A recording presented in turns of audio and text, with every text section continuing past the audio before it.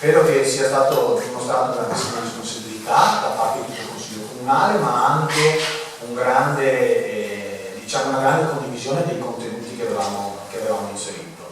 Questa mozione, ripeto, che è atto politico, è stato indirizzato ovviamente all'ufficio scolastico regionale, ovviamente all'istituto comprensivo e a tutti i vertici politici regionali dalla regione in giù.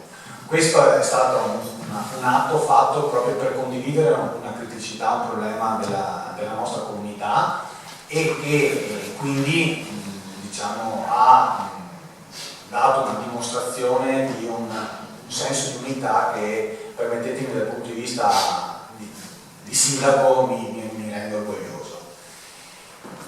Arriviamo al dunque, perché credo che sulle spine non sia il massimo.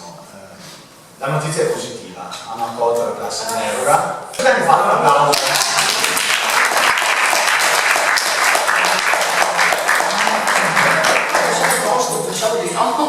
Sinceramente da come l'avevo vista pensavo fosse negativa. Ma dovete anche fare un po' di suspense, perché no?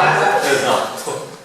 Quindi ringrazio sicuramente l'amministrazione, perché quello che mi diceva il sindaco è proprio vero, ci siamo sentiti fin da subito, dall'inizio delle iscrizioni, che diciamo tardavano un po' ad aumentare nel numero. Ci siamo fermati a 12 con grande perplessità, angoscia, anche timore, perché il 12 è vero che non si discosta molto dai 15 che si devono raggiungere per avere la tranquillità di avere una classe riconosciuta a livello di organico di diritto, cioè che quindi riconosciuta quest'anno e che avrà un riconoscimento per tutti i 5 anni diciamo, di permanenza nella sede nel plesso Lombardo Radice.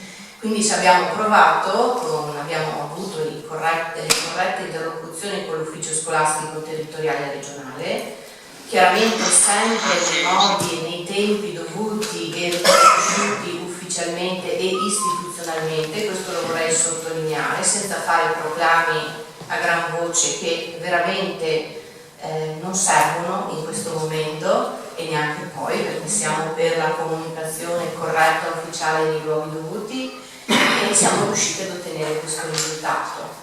Scenari io non ve li so dire, perché sicuramente qualcuno di voi dirà ma cosa faremo il prossimo anno? Ogni anno è a sé, ogni anno scolastico. L'anno scorso con lo stesso numero di bambini non ci hanno assicurato la classe e sono stati spostati.